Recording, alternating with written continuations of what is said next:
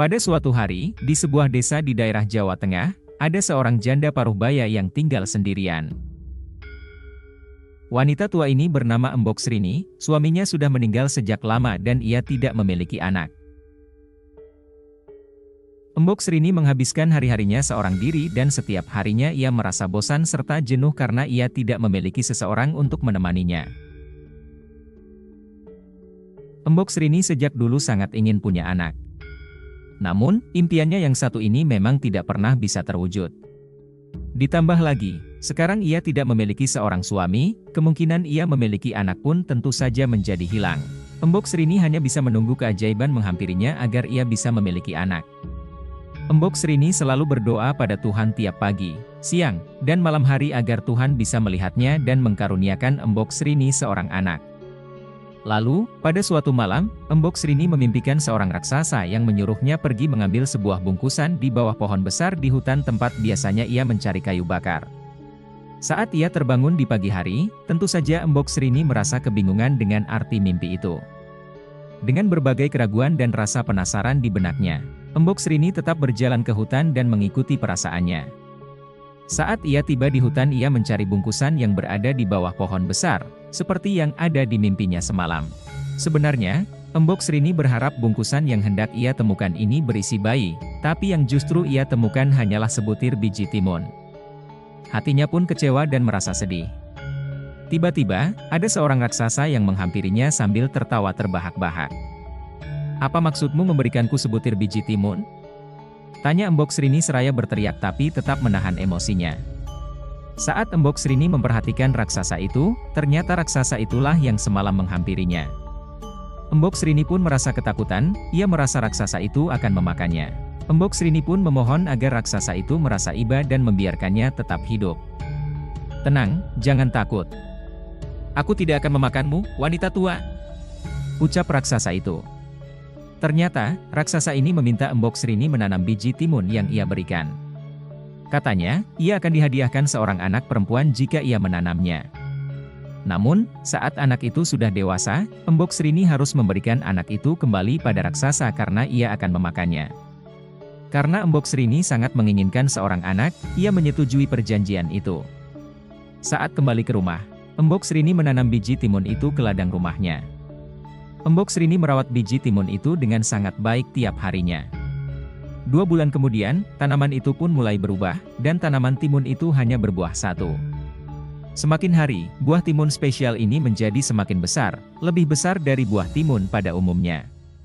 Warnanya pun menunjukkan warna kuning keemasan, terlihat cantik.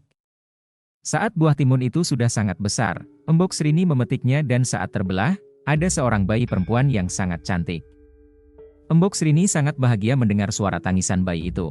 Ia pun memberikan nama Timun Mas. Embok Srini merasa sangat senang sehingga ia lupa bahwa ia pernah membuat janji pada raksasa ia akan memberikan bayi ini padanya suatu hari nanti.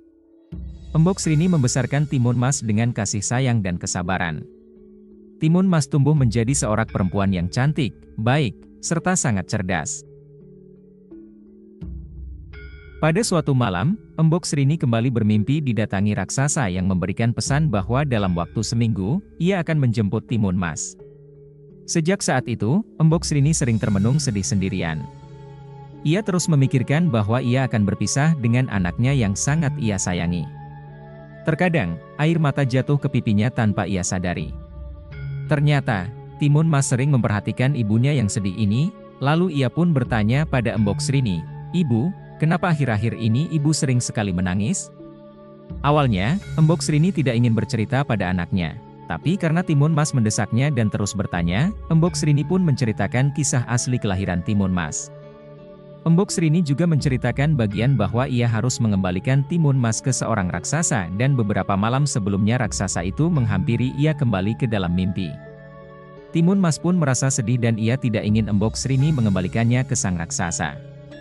Akhirnya mereka berdua berpikir dan mencari cara agar Timun Mas bisa bebas dari sang raksasa.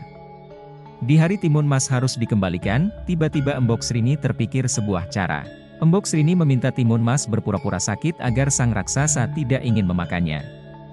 Beruntung, cara ini cukup berhasil untuk mengulur waktu, sang raksasa akan datang kembali saat Timun Mas sudah sembuh.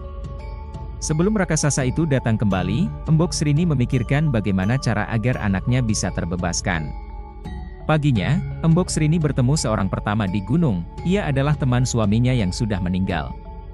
Sesampainya di sana, Embok Srini langsung menceritakan soal kondisinya dan ia ingin mengusir raksasa itu.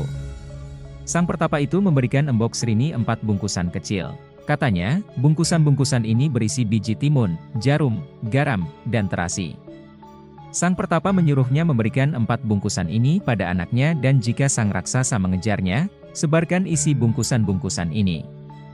Setelah itu, Embok Srini pun pulang dengan perasaan sedikit lega. Setidaknya ia sekarang sudah memiliki rencana. Beberapa hari kemudian, raksasa ini datang kembali untuk menjemput Timun Mas.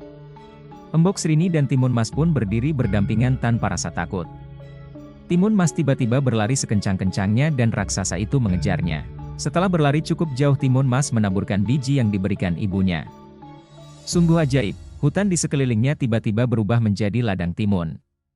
Dalam sekejap, batang timun tersebut menjalar dan melilit seluruh tubuh raksasa itu. Namun, raksasa itu mampu melepaskan diri dan kembali mengejar Timun Mas. Timun Emas pun segera melemparkan bungkusan yang berisi jarum. Dalam sekejap, jarum-jarum berubah menjadi banyak pohon bambu yang tinggi dan runcing. Namun, raksasa itu mampu melewatinya dan terus mengejar Timun Mas, walau berdarah-darah karena tertusuk bambu tersebut.